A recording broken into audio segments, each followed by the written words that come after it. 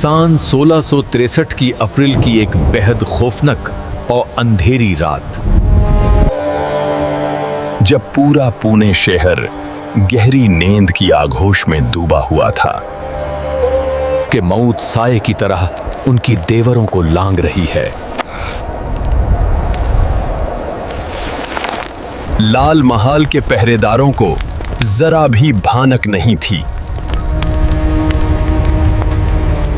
लेकिन उसे क्या पता था कि आज की रात उसकी जिंदगी की सबसे भयानक और शर्मनाक रात होने वाली है। इस कहानी की शुरुआत उस मंजार को समझे बिना अधूरी है जो उस वक्त पुणे में छाया हुआ था। पिछले 3 सालों से शाइस्ता खान ने पुणे पर कब्जा कर रखा था। उसने न केवल स्वराज की धरती को रौंदा था, करीब 1 लाख की फौज, तौफ खाने और काड़े पहरे के बीच परिंदा भी पर नहीं मार सकता था। मराठा साम्राज्य के लिए इसलिए उन्होंने एक ऐसी योजना बनाई जो इतिहास में गनिमी कावा यानी छापामार युद्ध का सबसे बड़ा उदाहरण बनने वाली थी। महाराज ने तय किया कि वो खुद अपने कुछ चुनिंदा साथियों के साथ शेर की मान में घुसेंगे और शिकार करेंगे। योजना बेहद जोखिम भरी थी। उन्होंने अपने सबसे भरोसेमंद और जानबाज फौजियों को चुना। ये वो योद्धा थे जो हवा से बातें करते थे और अंधेरे में भी रास्ता खोजने में माहिर थे।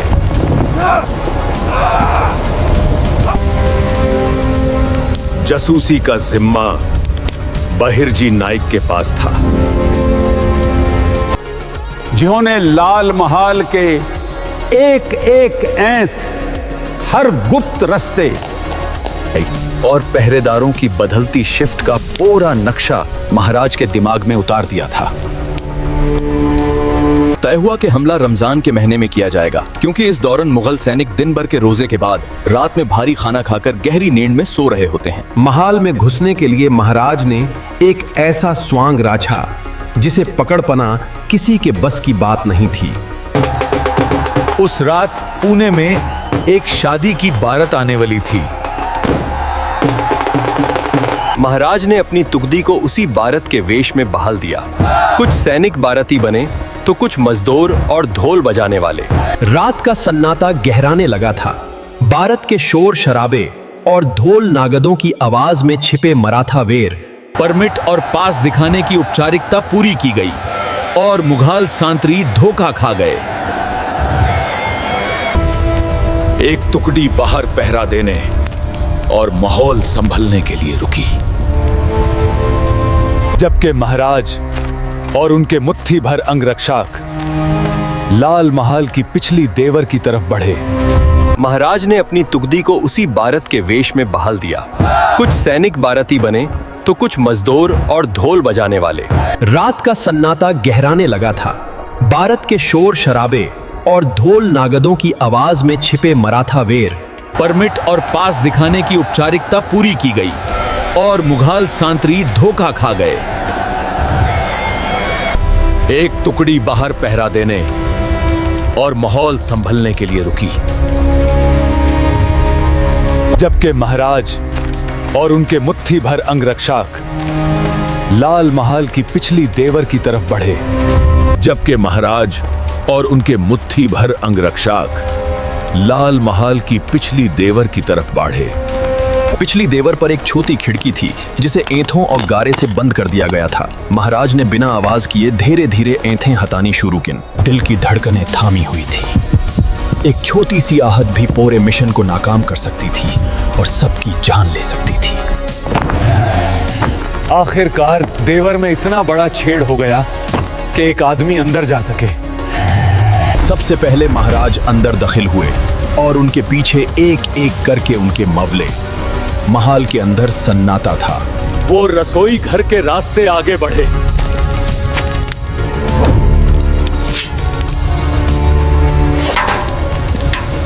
तभी एक बावर्ची की नजर उन पर पड़ गई, लेकिन उसकी चेख ने कुछ पहरेदारों को सतर्क कर दिया।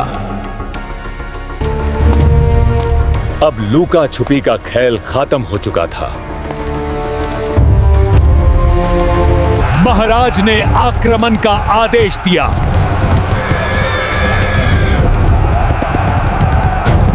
अफरा ताफरी के बीच महाराज सेढ़े उस खास कक्ष की और लपके जहां शाइस्ता खान सो रहा था। महाराज ने आक्रमण का आदेश दिया।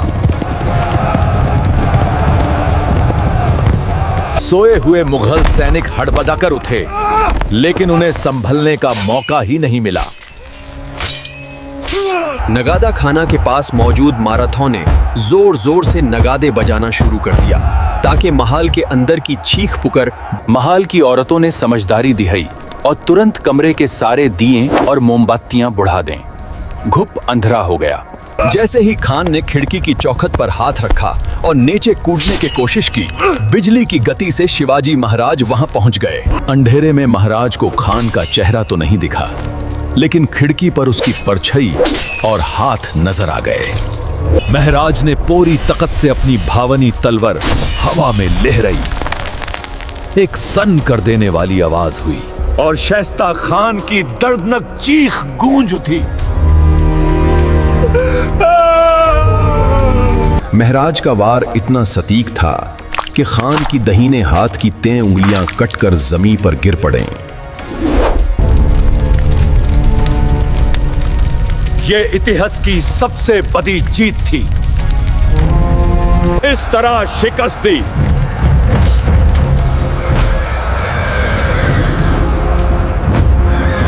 जो लाखों की फौज के बीच बैठा था, उससे शिवाजी ने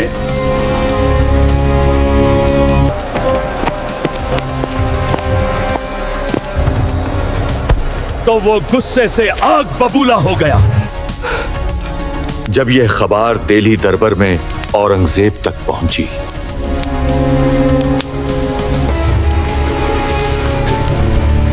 पुणे में उसकी दहशत खत्म हो चुकी थी। किले के ऊपर से तोपों की सलामी दी गई।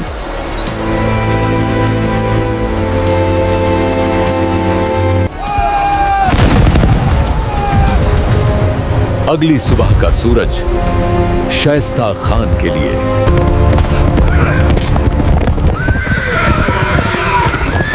तब तक सुबह हो चुकी थी जब तक उन्हें एहसास हुआ कि वे जानवरों का पीछा कर रहे हैं।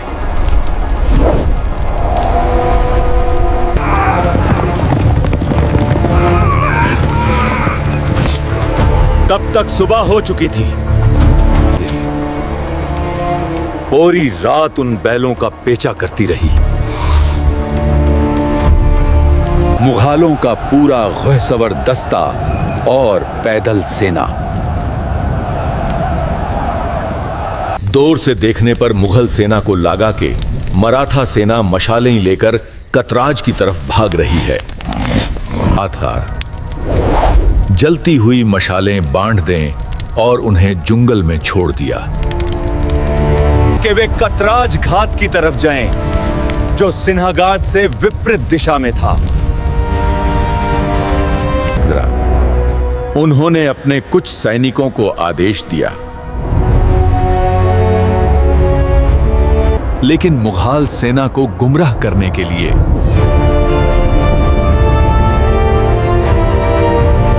जो पुणे के पास ही स्थित था,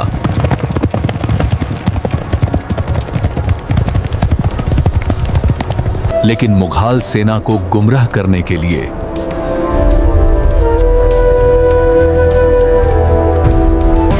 महाराज और उनके मवले तुरंत सिंहगढ़ की ओर भागे।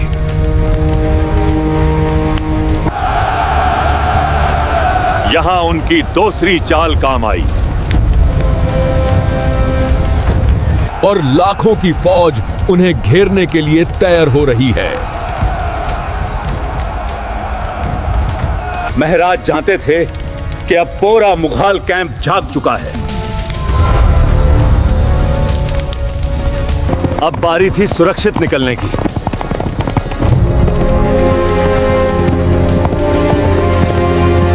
शाइस्ता खान जख्मी और अपमानित होकर भाग चुका था। खून की नादियां बह रहे थीं। मिशन कामयाब हो चुका था।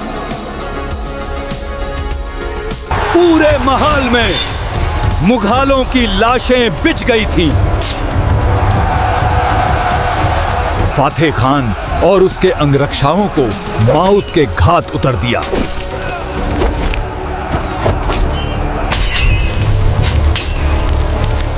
लेकिन शेर के सामने गेदर कितनी देर टिकता? वो एक बहादुर योद्धा था और उसने महाराज को रोकने की कोशिश की। अपने पिता को बचने के लिए हथियार लेकर दौड़ा।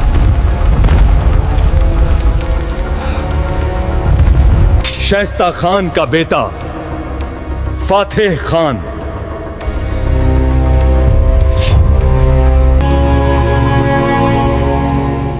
लेकिन ये तूफान से पहले की शंती थी। इस खातना ने मुगलों की साख को मिट्टी में मिला दिया। औरंगजेब ने साजा के तौर पर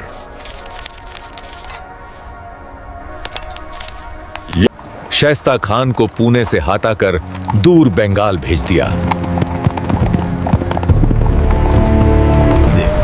जो उस समय एक तरह का कालापनी माना जाता था।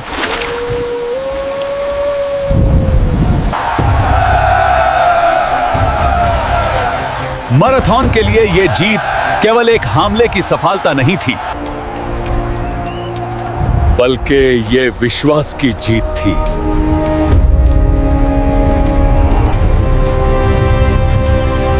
कि अगर इरादे फौलादी हों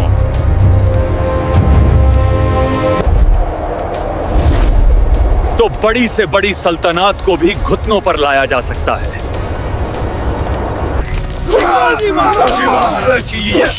सर्जिकल स्ट्राइक। आज भी युद्ध नीति के जंकारों के लिए एक मिसाल है।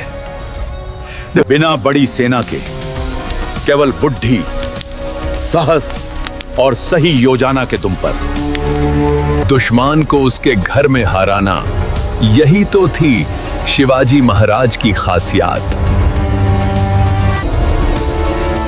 उस रात लाल महल में जो खून गिरा, उसने स्वराज की नींव को और मजबूत कर दिया।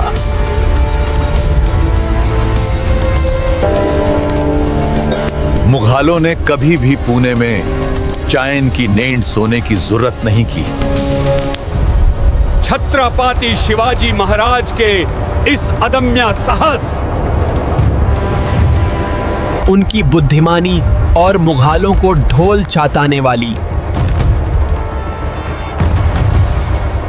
इस रोंगटे खड़े कर देने वाली गाथा ने अगर आपके अंदर भी जोश भर दिया है तो इस वीडियो को अभी लाइक करें।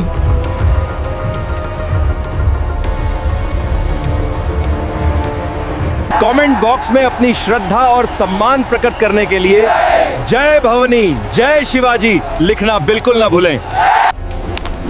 हम आपके लिए इतिहास के पन्नों से ऐसी ही अनसुनी और वीर गाथाएं लाते रहेंगे। तो हमारे चैनल को अभी सब्सक्राइब करें और घंटी का बटन दबाएं ताकि अगला वीडियो आप सबसे पहले देख सकें। स्वराज के लिए जीने वाले उन वीरों को हमारा शत शत नमन।